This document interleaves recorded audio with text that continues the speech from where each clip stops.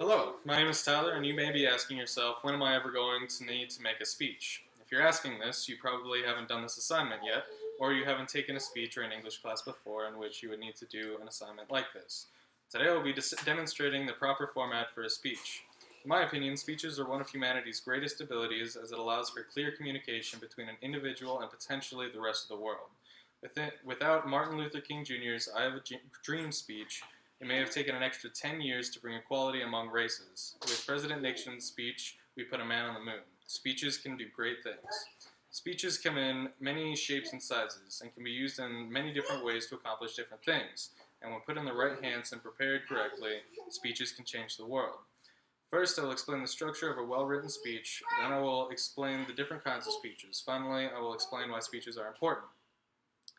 Format and structure are very important. It can help with the tone and feel, and also help the speaker ensure clear communication and organization. A speech can be used to accomplish different things. It can inform, persuade, or entertain. They have been used throughout history to allow individuals to communicate with large bodies of people. They should be easily understood, effectively performed, and thoroughly prepared. Speech organization is effectively taking the information one wishes to present and arranging it in a logical order. This comes down to credibility and audience understanding. In other words, people will understand it better if it is organized, and organization will give credibility to the speaker and its audience. Not only can you gain confidence from public speaking, confidence will also make you a better public speaker. Speaking publicly can help you gauge people's reaction to your message, which will help you react more immediately in everyday conversation.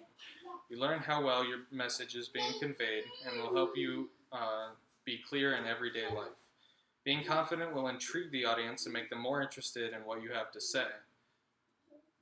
When you speak confidently, it shows that you really believe in what you're saying. Writing drafts and an outline will increase the understandability and fluidity of a speech. Writing an outline will ensure that you have all the proper information. And an outline is a template for a speech to make sure that you're organized, include certain details about what you're speaking about, and elaborate on every point that you'd like to make. It's essentially a checklist so that you don't forget what points you're making or so that you don't stray away from the topic at hand. Rewriting the original draft after practicing will also help the flow of the speech and make it sound much more fluent than your first draft. Different kinds of speeches have different purposes and different goals. There are three different kinds of speeches. There are informative, persuasive, and entertaining speeches. Respectively, these are meant to inform, persuade, or entertain.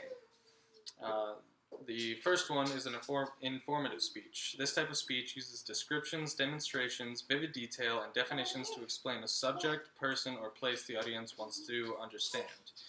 An informative speech makes a complex topic easy to understand or offers a different point of view.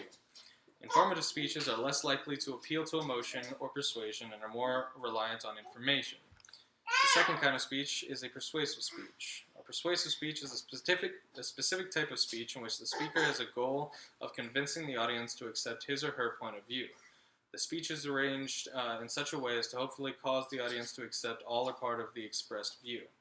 Persuasive speeches are based off of both logical and emotional reasoning.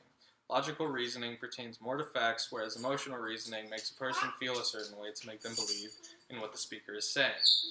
Third type of speech is an entertaining speech. The primary purpose of this kind of speech is to entertain and to have the audience relax, smile, and enjoy the occasion. This speech should have a central theme or focus. These speeches can be lighthearted stories that reveal a life lesson or any entertaining story that is also based off of a moral or lesson. Speeches can communicate messages to many people at once. Speeches are the most effective way for someone to get a message that they want delivered. Speeches can be easily shown and distributed to a mass of people. Social figures often use speeches as a way to show their stance or opinion on certain topics. Presidents use these to inform and persuade people to believe in their message. Speeches can also lead to more acts. Nixon's speech put a man on the moon. Dr. Martin Luther King Jr.'s speeches led to countless acts against segregation and racism. Speeches inspire people to act, and when it works, those people can do great things. Anyone can make a speech. Especially with new age technology, anyone can get their message out there, and speeches are also free to make. They don't require much knowledge depending on the kind of speech, so anyone is able to create one. For example, entertaining speeches have to do with one's own personal stories and can still convey personal and important messages. They can be used to do anything, even to demonstrate how to write a speech. In conclusion, using the outline, I've demonstrated how to properly lay out a speech in its proper format by creating a speech about speeches using the outline. Hopefully this will help you in the future better understand how to create a speech.